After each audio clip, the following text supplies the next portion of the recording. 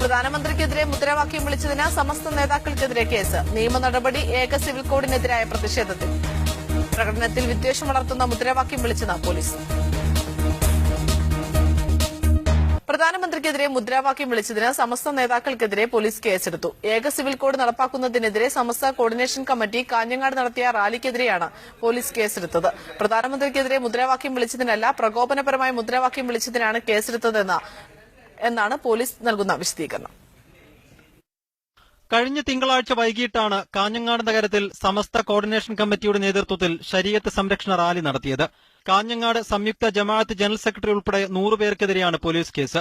കുറ്റം ചെയ്യണമെന്നും സ്ഥലത്ത് സംഘർഷവും ലഹളയും ഉണ്ടാക്കണമെന്ന ഉദ്ദേശത്തോടും കൂടി ന്യായവിരുദ്ധമായി സംഘം ചേർന്ന് പ്രധാനമന്ത്രിക്കെതിരെയും മറ്റും പ്രകോപനപരമായ മുദ്രാവാക്യങ്ങൾ വിളിച്ച് റാലി നടത്തിയെന്നാണ് പോലീസ് തയ്യാറാക്കിയ പ്രഥമ വിവര റിപ്പോർട്ടിലുള്ളത്. ഇന്ത്യൻ ശിക്ഷാ നിയമം 143, 147, 145, 253, 153, 149 എന്നീ വകുപ്പുകൾ ചേർത്താണ് കേസെടുത്തത് പ്രധാനമന്ത്രിക്കെതിരെ മുദ്രാവാക്യം വിളിച്ചതിനല്ലെന്ന് ജില്ലാ പോലീസ് മേധാവി വ്യക്തമാക്കി. റാലിയുടെ പിൻനിരയിലുള്ള സംഘം സാമുദായിക സംഘർഷങ്ങൾക്ക് കാരണമാവുന്ന പ്രകോപനപരമായ മുദ്രാവാക്യം വിളിച്ചതിനാണ് കേസെടുത്തതെന്നാണ് പോലീസിന്റെ വിശദീകരണം. മീഡിയ 1 കാസർകോട്.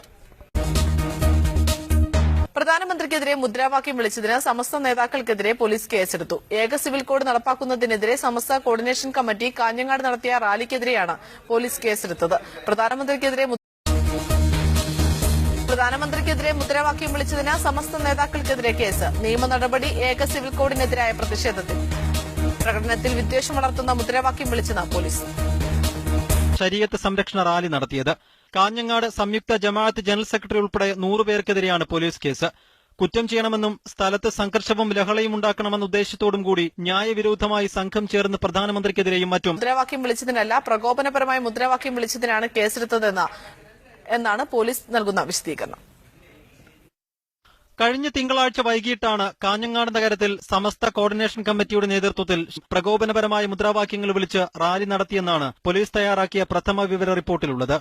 ഇന്ത്യൻ ശിക്ഷാ നിയമം 143, 147, 145, 253, 153